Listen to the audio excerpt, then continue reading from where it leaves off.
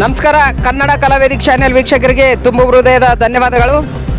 ಸಮಸ್ತ ಅಂದರೆ 59 ಅಲೆಮಾರಿ ಜಾತಿಯ ಮುಖಂಡರಾದಂಥ ಶ್ರೀಮಾನ್ ಶೇಷಪ್ಪ ಬಿಡದಿ ಸರ್ ಅವರು ನಮ್ಮ ಜೊತೆಯಲ್ಲಿದ್ದಾರೆ. ಇವತ್ತು ಈ ಅಲೆಮಾರಿಗಳ ಬಗ್ಗೆ ಇಲ್ಲಿ ದೊಡ್ಡದಾಗಿ ಹೋರಾಟ ಹಾಕ್ಕೊಂಡಿದ್ರು. ತದನಂತರ ಅವರ ಮುಂದಿನ ನಡೆ ಏನು, ನಂತರ ಇವ್ರಿಗೊಂದು ಪರ್ಸೆಂಟೇಜ್ ಮೀಸಲಾತಿ ಸಿಗಬೇಕಾಗಿತ್ತು. ಈಗ ಹೈಕೋರ್ಟು ಕೂಡ ಇವರ ಪರವಾಗಿ ಅಂದರೆ ಯಾರಿಗೆ ಕೆಳವರ್ಗದವರು ಯಾರು, ಇದುವರೆಗೆ ಮೀಸಲಾತಿ ಪಡೆಯದಂಥ ಜನಗಳು ಯಾರು, ಇಂಥವ್ರಿಗೆ ಕೊಡಬೇಕನ್ನೋ ಒಂದು ನಿರ್ಣಯ ಇತ್ತು. ಅದನ್ನು ಗಾಳಿಗೆ ತೂರಿದ್ದಾರೆ. ನಂತರ ಇವರು ಯಾವ ರೀತಿ ಹೋರಾಟ ಮಾಡ್ತಾರೆ, ನಂತರ ಇಲ್ಲಿವರೆಗೂ ಈ ಕರ್ನಾಟಕದಲ್ಲಿ ಯಾಕೆ ಹೀಗಾಯಿತು ಅನ್ನೋದನ್ನು ಸರ್ ಅವ್ರ ಜೊತೆ ಮಾತಾಡೋಣ. ಸರ್ ನಮಸ್ಕಾರ, ತಮ್ಮ ಹೆಸರು ಹೇಳಿ. ನಂತರ ನಾಗಮೋಹನ್ ದಾಸ್ ವರದಿಯಲ್ಲಿ A% ಅಂದರೆ ಎ ವರ್ಗದಲ್ಲಿ 1% ಕೊಡಬೇಕಂತ ಇತ್ತು. ನಂತರ ಹೈಕೋರ್ಟ್ನಲ್ಲಿ ಕೂಡ ಮೊದಲನೇದಾಗಿ ಯಾರಿಗೆ ಅನ್ಯಾಯ ಆಗಿದೆ, ಇದುವರೆಗೆ ತುಳಿತಕ್ಕೊಳಗಾಗಿದ್ದಾರೆ, ಯಾರಿಗೆ ಮೀಸಲಾತಿ ಸಿಕ್ಕಿಲ್ಲ ಅಂಥವ್ರಿಗೆ ಮಾತ್ರ ಮೊದಲನೇ ಪ್ರಿಫರೆನ್ಸ್ ಕೊಡಬೇಕಂತಿತ್ತು. ಆದರೆ ಈ ಕರ್ನಾಟಕದಲ್ಲಿ ಬಂದುಬಿಟ್ಟು ಈ ಅಲೆಮಾರಿಗಳನ್ನು ಮೇಲ್ವರ್ಗದಲ್ಲಿ ಹಾಕಿದ್ದಾರೆ, ಅವರಿಗೆ ಅನ್ಯಾಯ ಆಗಿದೆ ಅಂತ ಅಲೆಮಾರಿ ಜನಗಳು ಹೇಳ್ತಾ ಇದ್ದಾರೆ. ಇದಕ್ಕೆ ತಾವು ಏನು ಹೇಳಲು ಬಯಸ್ತೀರಿ ಸರ್? ನನ್ನ ಹೆಸರು ಶೇಷಪ್ಪ ಅಂತೇಳಿ, ರಾಜ್ಯ ಅಲೆಮಾರಿ ಸಮುದಾಯಗಳ ಮುಖಂಡ. ಕರ್ನಾಟಕ ರಾಜ್ಯದಲ್ಲಿ ಒಳ ಮೀಸಲಾತಿಯನ್ನು ಕೊಡಬೇಕಂತೇಳಿ ಏನು ಎಡ ಮತ್ತು ಬಲ ಸಮುದಾಯದ ನಾಯಕರುಗಳು ನಿರಂತರವಾಗಿ 35 ವರ್ಷಗಳಿಂದ ಹೋರಾಟ ಏನು ಮಾಡ್ಕೊಂಡ್ಬಂದಿದ್ದಾರೆ. ಅದರ ಹಿನ್ನೆಲೆಯಲ್ಲಿ ಭಾಳಷ್ಟು ದಿನಗಳ ಕಾಲ ಹೋರಾಟ ಮಾಡಿದ್ರು. ಮೊದಲು ಎ.ಜೆ. ಸದಾಶಿವ ಆಯೋಗ ವರದಿ ಬಂತು. ಆ ವರದಿ ಆಧಾರಿತ 101 ಜಾತಿಗಳಿಗೆ ಒಳ ಮೀಸಲಾತಿಯನ್ನು ಕೊಡಬೇಕು ಅಂತ ಒಂದು ವರದಿಯನ್ನು ಕೂಡ ಸರ್ಕಾರಕ್ಕೆ ಸಲ್ಲಿಸಿರ್ತಕ್ಕಂಥದ್ದು ಎಲ್ಲರಿಗೂ ಗೊತ್ತಿರ್ತಕ್ಕಂಥ ವಿಚಾರ. ಅದಾದ ನಂತರ BJP ಸರ್ಕಾರದಲ್ಲಿ ಮಾಧುಸ್ವಾಮಿರವರ ಆಯೋಗ ಆ ವರದಿನೂ ಕೂಡ ಕೊಟ್ಟಿತ್ತು. ಆ ವರದಿ ಕೊಟ್ಟಿದ್ದರೂ ಕೂಡ ಅದಕ್ಕೆ ನ್ಯಾಯಾಲಯದ ಒಂದು ತಡೆ ಇರೋದ್ರಿಂದ ಅದನ್ನು ಅನುಷ್ಠಾನಗೊಳಿಸಿಲ್ಲ ಅಂತಕ್ಕಂಥದ್ದು ಕೂಡ ನಾವು ಈ ಸಂದರ್ಭದಲ್ಲಿ ತಿಳ್ಕೊಬೇಕಾಗ್ತದೆ. ತದನಂತರ ದಿನಗಳಲ್ಲಿ ಸರ್ವೋಚ್ಚ ನ್ಯಾಯಾಲಯ ಒಂದು ತೀರ್ಮಾನವನ್ನು ಮಾಡಿತು. ಆಯಾ ರಾಜ್ಯಗಳು ಒಳ ಮೀಸಲಾತಿಯನ್ನು ಕೊಡ್ತಕ್ಕಂಥದ್ರ ಬಗ್ಗೆ ಸ್ಪಷ್ಟ ನಿಲುವನ್ನು, ಅದರಲ್ಲೂ ಪರಿಶಿಷ್ಟ ಜಾತಿಯ ಕರ್ನಾಟಕದ 101 ಜಾತಿಗಳಿಗೆ ಮೀಸಲಾತಿಯನ್ನು ಕೊಡಬೇಕು ಅಂತಕ್ಕಂಥದ್ದು ಭಾಳ ಸ್ಪಷ್ಟವಾದಂಥ ಆದೇಶ ಕೊಟ್ಟಿದೆ. ಆ ಆದೇಶದಲ್ಲಿ ಭಾಳ ಕ್ಲಿಯರ್ ಕಟ್ಟಾಗಿ ಹೇಳಿದೆ. ಮೊದಲ ಸ್ಥಾನದಲ್ಲಿ ಇಲ್ಲಿಯ ತನಕ 101 ಪರಿಶಿಷ್ಟ ಜಾತಿಯ ಜನಾಂಗಗಳೇನಿದ್ದಾವೆ, ಅದರಲ್ಲಿ ಯಾರು ಅತ್ಯಂತ ಹಿಂದುಳಿದ ಜಾತಿಗಳಿದ್ದಾವೆ ಅಂಥವರಿಗೆ ಮೊದಲನೆಯ ಸ್ಥಾನವನ್ನು ಕೊಟ್ಟು ಅವರಿಗೆ ಮೊದಲು ಮೀಸಲಾತಿಯನ್ನು ಕೊಟ್ಟು ಉಳಿದಂಥವ್ರಿಗೆ ಕೊಡಬೇಕು ಅಂತಕ್ಕಂಥದ್ದು ಭಾಳ ಸ್ಪಷ್ಟವಾಗಿ ಆ ಕೋರ್ಟಿನ ಸರ್ವೋಚ್ಚ ನ್ಯಾಯಾಲಯದ ತೀರ್ಪು ಏನಿದೆ ಆ ತೀರ್ಪು ರಾಜ್ಯ ಸರ್ಕಾರಕ್ಕೆ ಬಂತು. ಈ ರಾಜ್ಯ ಸರ್ಕಾರಕ್ಕೆ ಬಂದು ಇಲ್ಲಿಗೆ 1 ವರ್ಷ ಆಗಿದೆ. ಅದು 1/8/2024 ಏನು ನ್ಯಾಯಾಲಯ ಈ ತೀರ್ಪನ್ನು ಕೊಟ್ಟಿದೆ. ಆ ತೀರ್ಪಿನ ಹಿನ್ನೆಲೆಯಲ್ಲಿ ಕರ್ನಾಟಕ ಸರ್ಕಾರ, ಮಾನ್ಯ ಸಿದ್ದರಾಮಯ್ಯನವರ ನೇತೃತ್ವದ ಸರ್ಕಾರ, ನ್ಯಾಯಮೂರ್ತಿ ನಾಗಮೋಹನ್ ದಾಸ್ ಅವರ ಒಂದು ನೇತೃತ್ವದಲ್ಲಿ ಒಂದು ಆಯೋಗವನ್ನು ರಚನೆ ಮಾಡಿ ಈ 101 ಜಾತಿಗಳಿಗೆ ಯಾವ ಪ್ರಮಾಣದಲ್ಲಿ ಇವರಿಗೆ ಮೀಸಲಾತಿಯನ್ನು ಕೊಡಬೇಕು ಅಂತಕ್ಕಂಥ ವಿಚಾರಕ್ಕೆ ಸಂಬಂಧಪಟ್ಟಂತೆ ಪರಿಪೂರ್ಣವಾದ ಮಾಹಿತಿಯನ್ನು ಸಮಗ್ರವಾದ ಅಧ್ಯಯನ ಮಾಡಿ ಸರ್ಕಾರಕ್ಕೆ ಕೊಡಿ ಅಂತಕ್ಕಂಥ ಮಾತನ್ನು ನೀಡಿತ್ತು. ಆ ಹಿನ್ನೆಲೆಯಲ್ಲಿ ಸುಮಾರು ಒಂದು 6-7 ತಿಂಗಳ ಕಾಲ ಎಲ್ಲ 101 ಸಮುದಾಯಗಳ ಅಧ್ಯಯನವನ್ನು ಮಾಡಿ 90% ಅಥವಾ 95% ತನಕ ಏನು ಒಂದು ಜಾತಿ ಗಣತಿ ಮಾಡಿ ಆ ಜಾತಿ ಗಣತಿಯನ್ನು ಸರ್ಕಾರಕ್ಕೆ ಒಪ್ಪಿಸಿದೆ. ಅದರಲ್ಲಿ ಪ್ರಮುಖವಾಗಿ ಅತ್ಯಂತ ಹಿಂದುಳಿದ ಅಲೆಮಾರಿ ಸಮುದಾಯಗಳೇನಿದ್ದಾವೆ 59 ಸಮುದಾಯಗಳಿಗೆ 1%, ಏನು ನೆಕ್ಸ್ಟು ಮಾದಿಗ ಸಮುದಾಯಕ್ಕೆ 6%, ಬಲಗೈ ಸಮುದಾಯಕ್ಕೆ 5%, ಏನು ನಮ್ಮ ಬಂಜಾರ ಲಂಬಾಣ ಬೋವಿ ಸಮುದಾಯಕ್ಕೆ 4%, ಮತ್ತು ಆದಿ ಕರ್ನಾಟಕ ಆದಿ ದ್ರಾವಿಡ ಇವರಿಗೆ 1%, ಹೀಗೆ 17% ಮೀಸಲಾತಿನ ಕೊಡಬೇಕಂತೇಳಿ ತುಂಬ ವೈಜ್ಞಾನಿಕವಾಗಿ ಸರ್ಕಾರಕ್ಕೆ ವರದಿಯನ್ನು ಒಪ್ಪಿಸು. ಈ ಹಿನ್ನೆಲೆಯಲ್ಲಿ ರಾಜ್ಯ ಸರ್ಕಾರ 2-3 ಬಾರಿ ಸಂಪುಟದ ಸಭೆಯನ್ನು ಮಾಡಿ ನಿರ್ಣಯವನ್ನು ತೆಗೆದುಕೊಳ್ತೀವಿ ಅಂತಕ್ಕಂಥ ಮಾತನ್ನು ಹೇಳಿತ್ತು. 2-3 ಬಾರಿ ಆ ಒಂದು ಸಂಪುಟದ ಸಭೆ ಮುಂದೂಡಿಕೆ ಆಯಿತು. ನಮಗೆ ಸ್ವಲ್ಪ ಅವಾಗೆ ಅರಿವಾಯಿತು, ಏನೋ ಇದರಲ್ಲಿ ವ್ಯತ್ಯಾಸ ಕಾಣ್ತಾ ಇದೆ ಅಂತಕ್ಕಂಥ ಸಂಬಂಧಪಟ್ಟಂತೆ ಅದು ನಮಗೆ ಅರಿವಾಯಿತು.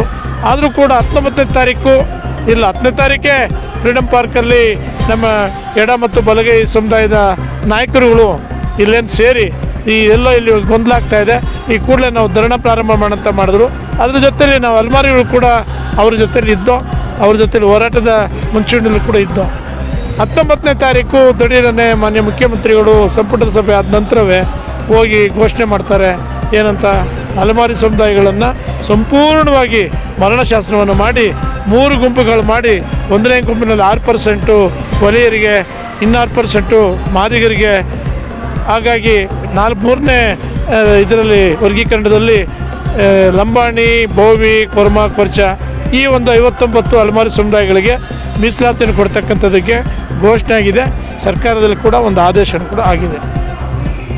ಇದಾದ ನಂತರ ನಾವು ಅಲೆಮಾರಿ ಮುಖಂಡರುಗಳನ್ನು ಮಾನ್ಯ ಮುಖ್ಯಮಂತ್ರಿಗಳು ನಮ್ಮನ್ನು ಒಂದು ಸಭೆ ಮಾಡಿ ಆ ಸಭೆಯಲ್ಲಿ ವಿಚಾರಗಳು ಮಾಡಿದಾಗ ಮಾನ್ಯ ಮುಖ್ಯಮಂತ್ರಿಗಳು ನಕಾರಾತ್ಮಕವಾಗಿ, ಅದು ಸಕಾರಾತ್ಮಕವಾಗಲ್ಲ, ನಕಾರಾತ್ಮಕವಾಗಿ ಅವರು ಹೇಳಿರ್ತಕ್ಕಂಥ ಹೇಳಿಕೆ ಭಾಷೆ ಅದು ತುಂಬ ಕೆಟ್ಟ ದೃಷ್ಟಿನಲ್ಲಿ ಅಲೆಮಾರಿಗಳನ್ನು ಸಂಪೂರ್ಣವಾಗಿ ಮರಣಶಾಸನ ಮಾಡಲಿಕ್ಕೆ ಆಗೋ ರೀತಿಯಲ್ಲಿ ಅವರು ಮಾತಾಡ್ತಕ್ಕಂಥದ್ದು ಇಡೀ ಅಲೆಮಾರಿ ಸಮುದಾಯದ ಮುಖಂಡರುಗಳಿಗೆ, ರಾಜ್ಯದಲ್ಲಿರ್ತಕ್ಕಂಥ ಎಲ್ಲ ಅಲೆಮಾರಿ ಜನಾಂಗಕ್ಕೆ ಅದು ತುಂಬ ನೋವುಂಟು ಮಾಡಿದೆ.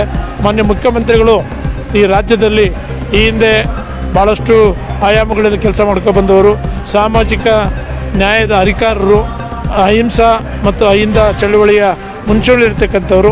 ನಾನು ಏನಾದ್ರೂ ನ್ಯಾಯ ಕೊಡದಿದ್ದರೆ ಅತ್ಯಂತ ತಳ ಸಮುದಾಯದಲ್ಲಿರ್ತಕ್ಕಂಥವ್ರಿಗೆ ನಾನು ನ್ಯಾಯವನ್ನು ಕೊಡ್ತೇನೆ ಅಂತಕ್ಕಂಥ ಮಾತನ್ನು ಹೇಳಿದಂಥ ಸಿದ್ದರಾಮಯ್ಯನವರು ಏಕಾಏಕಿಯಾಗಿ ಈ 59 ಅಲೆಮಾರಿ ಸಮುದಾಯಗಳ ಸೂಕ್ಷ್ಮ ಸಮುದಾಯಗಳಿಗೆ ಅನ್ಯಾಯವನ್ನು ಮಾಡಿರ್ತಕ್ಕಂಥದ್ದು ತೀವ್ರವಾಗಿ ನಾನು ಖಂಡಿಸ್ತೇನೆ.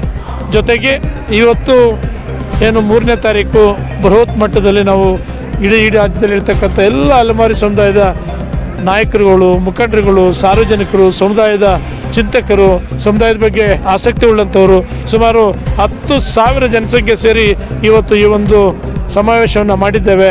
ಈ ಸಮಾವೇಶದಲ್ಲಿ ಅನೇಕ ಪ್ರಗತಿಪರ ಚಿಂತಕರು ಬಂದಿದ್ದರು. ಅವರ ಅನಿಸಿಕೆ ಅಭಿಪ್ರಾಯ ಕೂಡ ಹಂಚ್ಕೊಂಡಿದ್ದಾರೆ. ಎಲ್ಲ ಒಂದು ಕಡೆ ನಾಳೆ ಸಚಿವ ಸಂಪುಟದ ಸಭೆ ಇದೆ. ಆ ಸಚಿವ ಸಂಪುಟದ ಸಭೆಯಲ್ಲಿ ನಮಗೆ ಒಂಚೂರು ನ್ಯಾಯ ಸಿಗುವಂಥ ವಾತಾವರಣ ಇದ್ದಾವೆ. ಬಹುಶಃ ಆ ಒಂದು ನ್ಯಾಯ ಸಿಕ್ಕಿಲ್ಲ ಅಂದರೆ ಮುಂದೆ ಹೋರಾಟ ನಿರಂತರವಾಗಿರ್ತದೆ. ನಮಗೆ ನ್ಯಾಯ ಸಿಗೋವರೆಗೂ ಕೂಡ ಈ ಹೋರಾಟ ಇರ್ತದೆ ಅಂತಕ್ಕಂಥ ಮಾತನ್ನು ತಿಳಿಬಯಸ್ತಾ, ಈ ಹೋರಾಟ ಬಹುಶಃ ಮುಂದಿನ ಚಳಿಗಾಲದ ಅಧಿವೇಶನ ಬೆಳಗಾಮಲ್ಲಿ ನಡೀತದೆ. ಅಲ್ಲಿ ತನಕ ಏನು ಈ ಫ್ರೀಡಮ್ ಪಾರ್ಕಲ್ಲಿ ಸತ್ಯಾಗ್ರಹ ಇರ್ತದೆ. ಮತ್ತು ಆ ಅಧಿವೇಶನದ ಸಂದರ್ಭದಲ್ಲಿ ಇಲ್ಲಿಂದ ನಾವು ಹೋಗಿ ಅಲ್ಲಿ ಗೆರವನ್ನು ಮಾಡ್ತಕ್ಕಂಥದ್ದು, ನಮ್ಮ ಬೇಡಿಕೆಗಳನ್ನ ಈಡೇರಿಸಿಕೆ ಅಲ್ಲೂ ಕೂಡ ಸತ್ಯಾಗ್ರಹವನ್ನು ಮಾಡ್ತಕ್ಕಂಥದ್ದು, ಪ್ರತಿಭಟನೆಯನ್ನು ಮಾಡ್ತಕ್ಕಂಥದ್ದು ಮಾಡ್ತೀವಿ ಅಂತಕ್ಕಂಥ ಮಾತನ್ನು ಈ ಸಂದರ್ಭದಲ್ಲಿ ತಿಳಿಬಯಸ್ತಾ ಎಲ್ಲರಿಗೂ ನನ್ನ ನಮಸ್ಕಾರಗಳು ತಿಳಿಸ್ತೇನೆ. ಸರ್ ಅದೇ ರೀತಿ ಈಗ ತಾವು ಹೇಳಿದಿರಿ ಸಾಮಾಜಿಕ ನ್ಯಾಯ ಅಧಿಕಾರರು ಅಂತ ಹೇಳಿದ್ರಿ. ಅದು ನಿಜನೇ. ಯಾಕಂತಂದರೆ ಈ ಹಿಂದೆ ತಮ್ಮ ಒಂದು ಫೀಲ್ಡಿನಲ್ಲಿ ಅಲೆಮಾರಿಗಳಿಗೆ ಒಂದು ಕೋಶ ಅಂತ ನಿರ್ಮಿಸಿದರು. ತದನಂತರ ಈಗ ನಿಗಮ ಅಂತ ಮಾಡಿದರು. ಈ ಎಲ್ಲ ಅಲೆಮಾರಿಗಳ ಡಾಟಾ ಕೂಡ ಅವ್ರ ಹತ್ರ ಇದೆ. ಈಗ ಮಳೆಗಾಲ ಬಂದಾಗ ತಾರ್ಪಾಲ್ ವಿತರಣೆ ಮಾಡ್ತಾರೆ. ಈ ಅಲೆಮಾರಿಗಳಿಗೆ ಮನೆ ಇಲ್ಲ, ಸ್ವಂತ ಜಾಗ ಇಲ್ಲ ಅನ್ನೋ ಒಂದು ವರದಿ ಕೂಡ ಅವ್ರ ಹತ್ರ ಇದೆ. ಇಷ್ಟೆಲ್ಲ ಇರ್ಲಕ್ಕಾಗಿ ಅವ್ರನ್ನ ಯಾವ ರಾಜಕೀಯ ಶಕ್ತಿ ಕಟ್ಟಿ ಆಗ್ತೆ ಅಂತ ಅನ್ಬೇಕಾ, ಇಲ್ಲ ಅವರ ಕುರ್ಚಿ ಒಂದು ಆಶಕ್ಕಾಗಿ ಅಲೆಮಾರಿಗಳನ್ನು ಒಯ್ದು ಬಲಿ ಕೊಟ್ರೆ ಅನ್ಬೇಕಾ ಸರ್? ಮಾನ್ಯ ಸಿದ್ದರಾಮಯ್ಯನವರು ಹೇಳಿದಂಥ ಒಂದು ಮಾತು ಹೇಗಿತ್ತಪ್ಪ ಅಂದರೆ, ನಾನು 2 ವರ್ಷ 9 ತಿಂಗಳು ನಾನೇ ಮುಖ್ಯಮಂತ್ರಿ ಆಗಿರ್ತೀನಿ, ನಾನು 2 ವರ್ಷ 9 ತಿಂಗಳು ಮುಖ್ಯಮಂತ್ರಿ ಆಗ್ತೀನಿ ಅಂತಂದಕ್ಕೆ ಈ ಸಂಪುಟದಲ್ಲಿರ್ತಕ್ಕಂಥ ಎಡಬಲ ಏನು ಮಂತ್ರಿಗಳೇನಿದ್ದಾರೆ ಅವರ ಹಿಡಿತಕ್ಕೆ ಮುರ್ಜಿಗೆ ಒಳಗಾಗಿದ್ದಾರೆ ಅಂತಕ್ಕಂಥದ್ದು ಮೇಲ್ನೋಟಕ್ಕೆ ಕಾಡ್ದಿದ್ರು ಕೂಡ ಸತ್ಯಾಪನೆ ಇರ್ತಕ್ಕಂಥದ್ದು ಅಂತಕ್ಕಂಥ ಮಾತನ್ನು ತಿಳಿಸ್ಲಿಕ್ಕೆ ಬಯಸ್ತೇನೆ. ಸರಿ, ಈಗ ತಮ್ಮ ಹೋರಾಟ ಯಾವ ರೀತಿ ಇರುತ್ತೆ ಇನ್ನು ಮುಂದೆ? ಹೋರಾಟ ಸಾಂಕೇತಿಕವಾಗಿ ಫ್ರೀಡಮ್ ಪಾರ್ಕಲ್ಲಿ ನಾವು ಮಾಡ್ತಾನೆ ಇರ್ತೀವಿ. ಇದು ಮುಂದಿನ ಚಳಿಗಾಲದ ಅಧಿವೇಶನ ಬೆಳಗಾವಿ ನಡೀತದೆ. ಅಲ್ಲಿ ತನಕ ಇಲ್ಲಿ ಮುಗಿದ ನಂತರವೇ ಅಲ್ಲಿ ಚಳಿಗಾಲದ ಅಧಿವೇಶನ ಪ್ರಾರಂಭ ಆದಾಗ ನಾವುಗಳು ಅಲ್ಲೂ ಕೂಡ ಹೋಗಿ ಸತ್ಯಾಗ್ರಹವನ್ನು ಮಾಡ್ತಕ್ಕಂಥ ಕೆಲಸ ಮಾಡ್ತೇವೆ. ನಮ್ಮ ನ್ಯಾಯಯುತವಾದಂಥ 1% ಮೀಸಲಾತಿ ಈ ಅಲೆಮಾರಿ ಸಮುದಾಯ ಕೊಡಬೇಕು ಅಂತಕ್ಕಂಥದ್ದೇ ನಮ್ಮ ದಿಟ್ಟ ನಿಲುವು. ಈ ನಿಲುವನ್ನು ನಾವು ಎಲ್ಲರೂ ಕೂಡ ಸಮರ್ಸ್ಕೊಂಡಿದ್ದೇವೆ. ನೀವು ಕೂಡ ಏನು ಇವತ್ತು ಅಲೆಮಾರಿಗಳು ಈ ರಾಜ್ಯದ ಮೂಲೆಗಳಿಂದ ಬಂದಿದ್ದೀರಿ, ನೀವು ಕೂಡ ಬೆಂಬಲವನ್ನು ಸೂಚಿಸಬೇಕು ಅಂತ ಮಾತನ್ನು ಈ ಸಂದರ್ಭದಲ್ಲಿ ತಿಳಿಲಿಕ್ಕೆ ಬಯಸ್ತೇನೆ. ನಮಸ್ಕಾರ. ಇದು ಈ ಅಲೆಮಾರಿ ಮುಖಂಡರಾದ ಶ್ರೀ ಶೇಷಪ್ಪ ಬಿಡದಿ ಅವರದು. ನಮಗೆ 1% ಮೀಸಲಾತಿ ಸಿಗುವವರೆಗೂ ನಾವು ಇಲ್ಲಿಂದ ಟೆಂಟ್ ತೆಗೆಯಲ್ಲ, ಕಂಟಿನ್ಯೂ ಆಗಿ ಹೋರಾಟ ಮಾಡುತ್ತೇವೆ ಅಂತ ಹೇಳ್ತಾ ಇದ್ದಾರೆ. ಇವರಿಗೆ ತುಂಬ ಹೃದಯದ ಧನ್ಯವಾದಗಳು ಸಲ್ಲಿಸ್ತೀವಿ. ನಮಸ್ಕಾರ.